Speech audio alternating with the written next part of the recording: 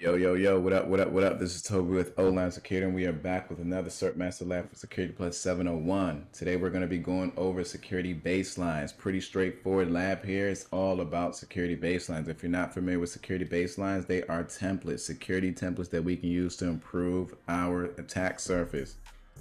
It'll make more sense if we jump right into it. So let's go. Let's do it. Let's do it. Let's do it. So they want us to go to about 2 to 3 different websites, right? I already have one of them open. This one right here is for SANS.org. If you're not familiar with SANS, it's a well-known organization that creates a bunch of security baselines for organizations and companies to use and follow. So here's SANS website. All right, and that's the link that was provided here. Here are some of the templates that they create. They create acceptable use policies. If you don't have one for your organization, you can come here and just grab this one and start implementing some of it at your organization. Antivirus guidelines. They're providing security templates, guidelines, suggestions, standards, policies that you can implement in your current organization right now, right, to help improve your security posture. Are you going to take it straight out the box? No, right? There are going to be some things out of these policies that you have to tailor. So let's look at one. Let's go to network security. We're going to filter all the policies for network security policies, and then we're going to take a look at the remote access policy. If we just look at the PDF for the remote access policy, you see, right, this is a high-level overview of what this policy is supposed to be doing. All right, this is supposed to be providing a way for computer users and support staff alike to share screens, access work computers from home, and vice versa. Right, this is a secure way to do it. Right, here's the policy, right, that you would be disseminating throughout your entire organization or whoever this policy needs to comply with. All right, here's the policy compliance. Right, non-compliance. An employee found to have violated this policy may be subject to disciplinary actions up to and including termination of employment. This is part of your policy compliance, right? Obviously, you're going to have to define rules for them to abide by.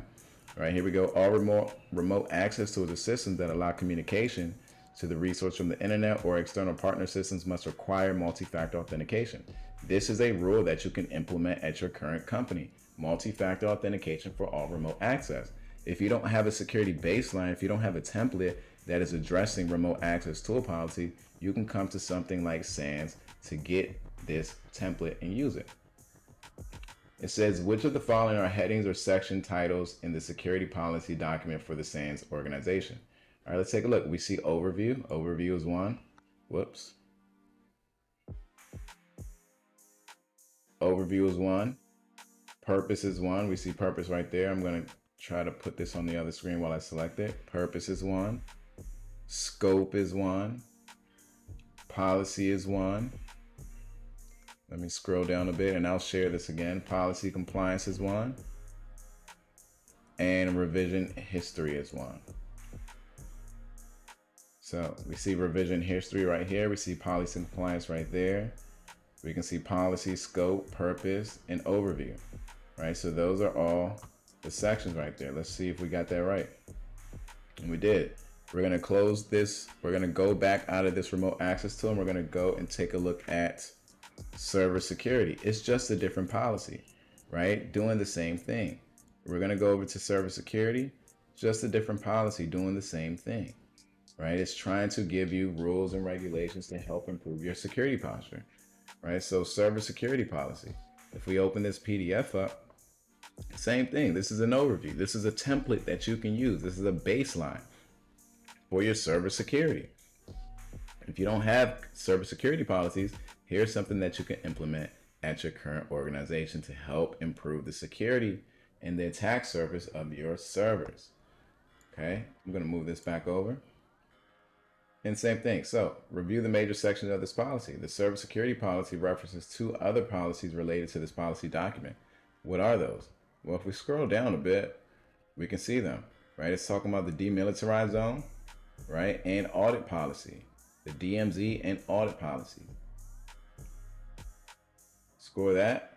Sweet. So we can close that out and we can go over to the next section to look at some more security templates. This one is going to be from another organization called CIS, C-I-S.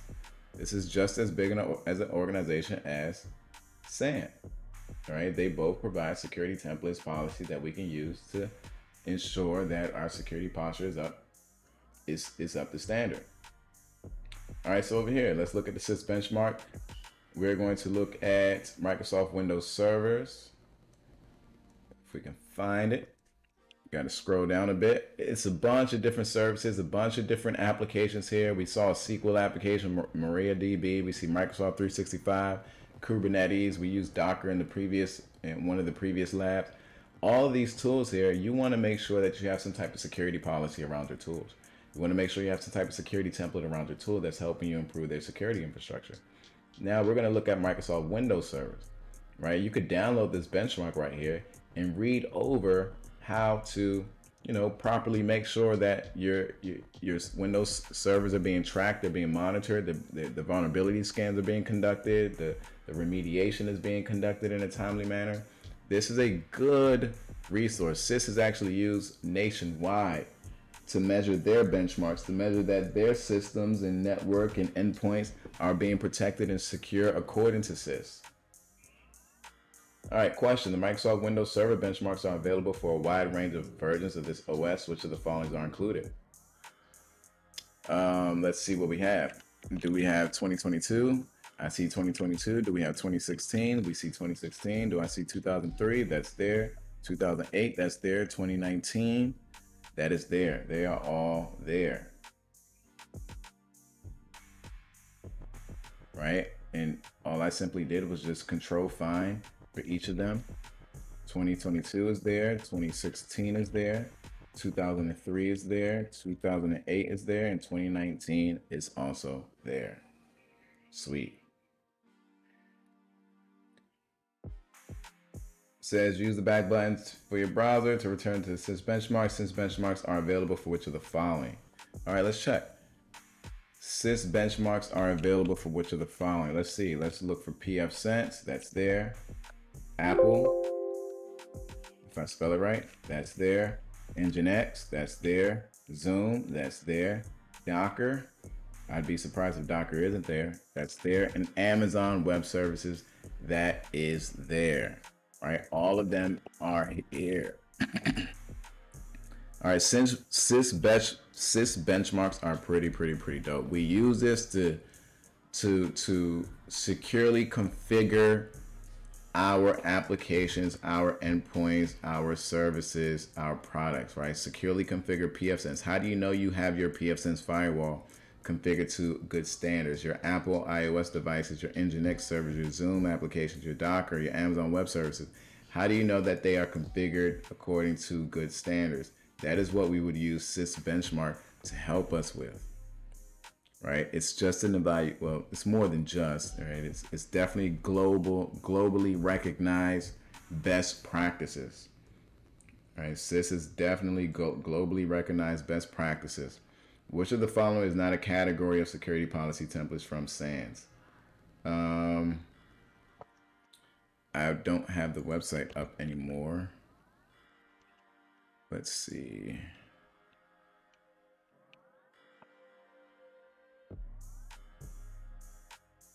Okay, SANS has application security. They have incident handling. I don't see IoT. And I see retired. So I'm going to go with all of them except for IoT. Oh, which of the following is not? So that's going to be IoT. Which of the following is a category of benchmark from CIS? Which of the following is a category? Let's open that back up.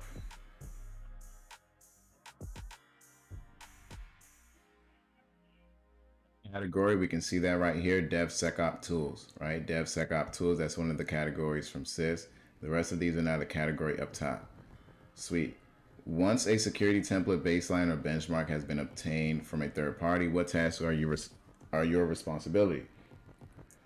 Right, we want to tailor it to our system functions and scope to our business objectives. Right, we want to tailor it to our system functions and scope to our business objectives.